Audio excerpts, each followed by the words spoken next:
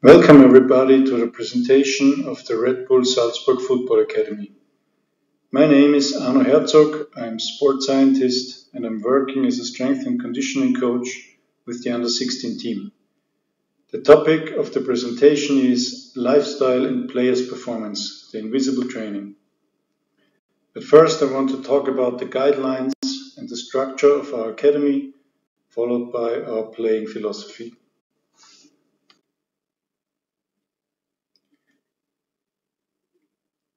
These are the academy guidelines. We want to be the academy of the next generation, where we bring the players and every other person who is working there to the next level. We want to provide education at an international top level with responsibility for all the people who are involved in the process and with a high level of professionality and innovation. For a better insight in your academy, I will show you a video now.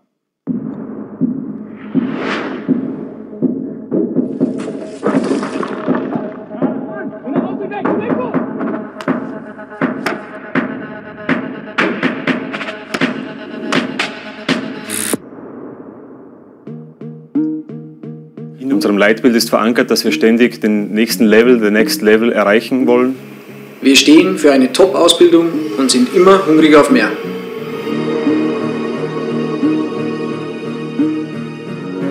Wir sind überzeugt, dass wenn junge Spieler den Weg hier mit uns gehen, sie unglaubliche Erfahrungen mitnehmen werden, die ihnen in ihrem weiteren Leben auf jeden Fall weiterhelfen werden. Also die besten Österreicher werden hier ausgebildet, aber auch Jungs aus Afrika, Südamerika und Asien. Also eine internationale Akademie, die auf Top-Niveau arbeitet.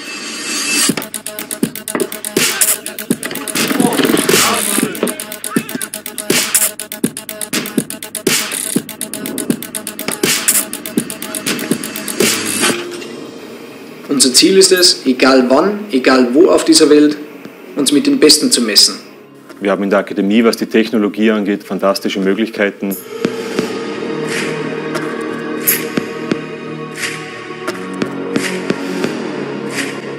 Uns ist es hier in der Akademie sehr, sehr wichtig, dass die jungen Spieler sich im Internat wohlfühlen können, dass sie als Personen wachsen, dass sie ihre Mentalität stärken. Eine professionelle Einstellung, gepaart mit der entsprechenden Freude und Leichtigkeit, ist das, was uns jeden Tag antreibt. Aber uns ist einfach auch wichtig, dass wir die Spieler gesamtheitlich ausbilden, dass wir Persönlichkeiten entwickeln. Und ich glaube, Mentalität ist wirklich ein ganz, ganz wichtiger Schlüssel. Unsere DNA ist, immer aggressiv und intensiv zu attackieren und schnell den Weg zum gegnerischen Tor zu finden.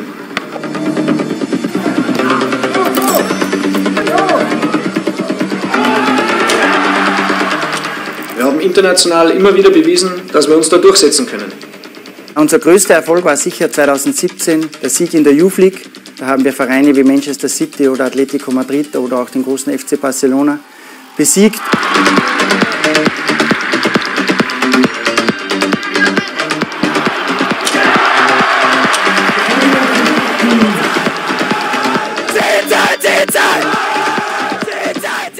Das Wichtigste in einer Akademie ist natürlich immer, Spieler zu entwickeln, die dann den Sprung in den Profifußball schaffen.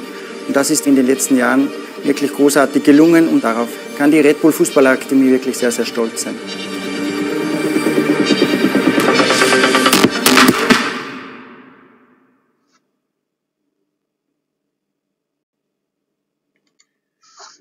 Now I come to the structure of the club. The club is divided into FC Red Bull Salzburg, which is the cooperation club, and FC Liefering. FC Red Bull Salzburg is the first team, FC Liefering is the second team. Below there are 4 academy teams, under 15, under 16, under 16 females and under 18. Each academy team has the following staff: 1 head coach, assistant coach, under 18 has 2 assistant coaches, there are 3 goalkeeper coaches, every team have 1 strength and conditioning coach, 1 physiotherapist, 1 game analyst, and in the whole academy we have 1 nutritionist and 1 sports psychologist.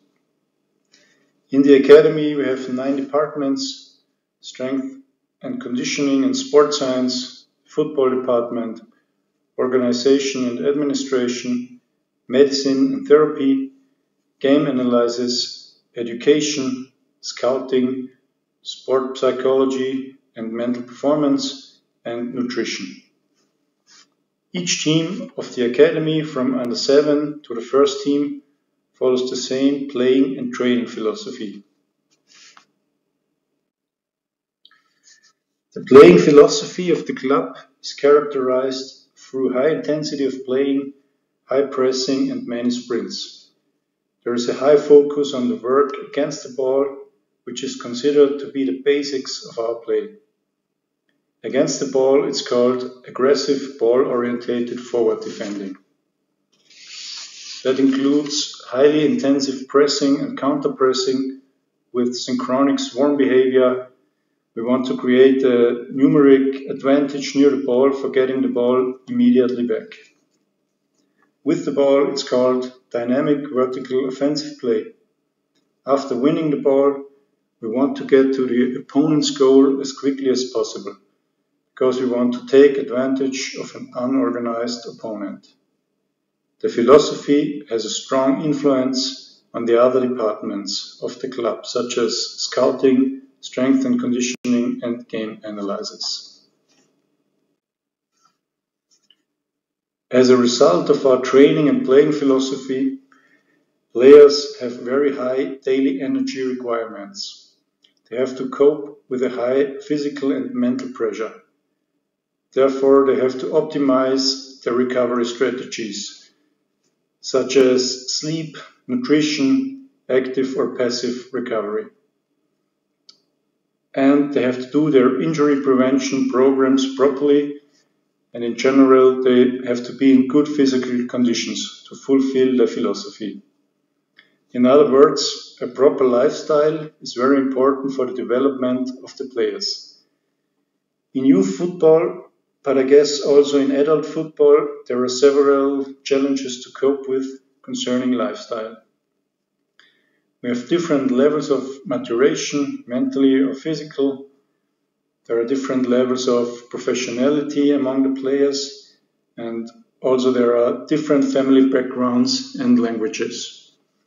In general, we see a high need of education in many fields, like a holistic approach.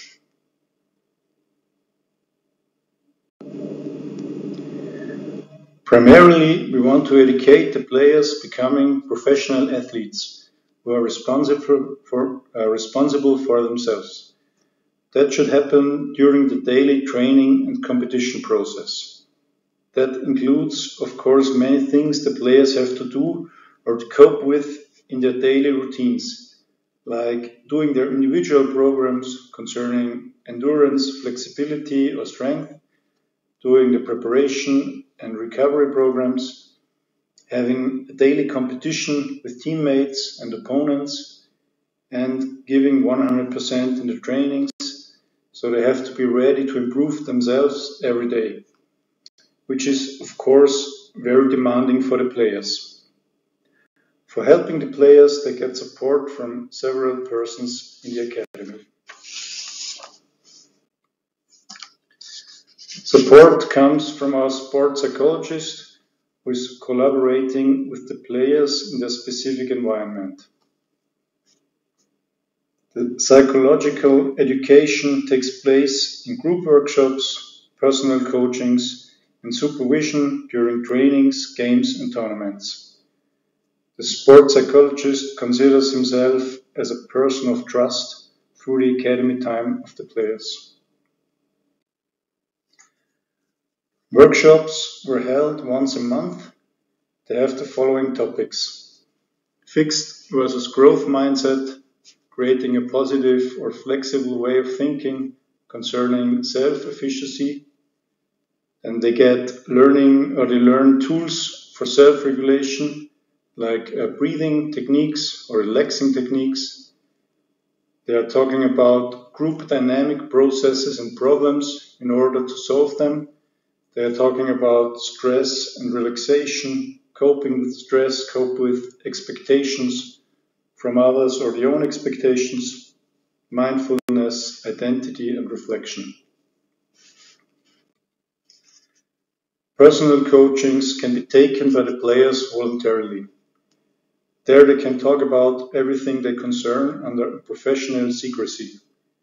The goals are a development of the personality, an increase of well-being, better self-confidence, reflected handling with football-specific issues, and performance-enhancing, direct or indirect.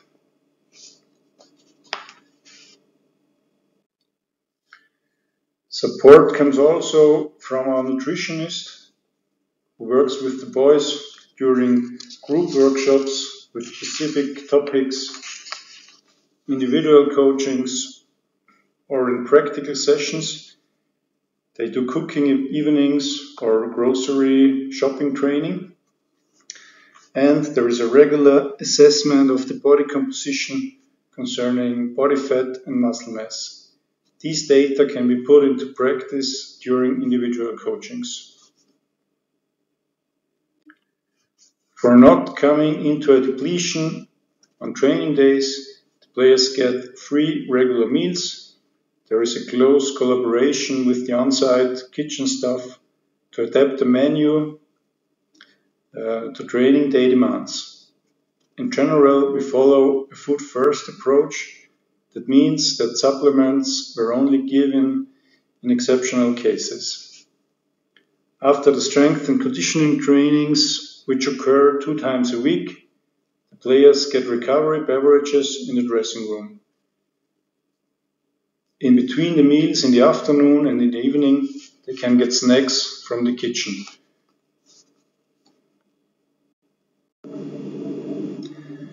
During match days, we also want to minimize the risk of dehydration and glycogen depletion. 3 hours before the game, we have a meal together, players and the staff. In the dressing room, we offer carbohydrate-rich snacks and beverages, also during the halftime break. After the game, they immediately get recovery beverages, and after their recovery program, they get a balanced meal.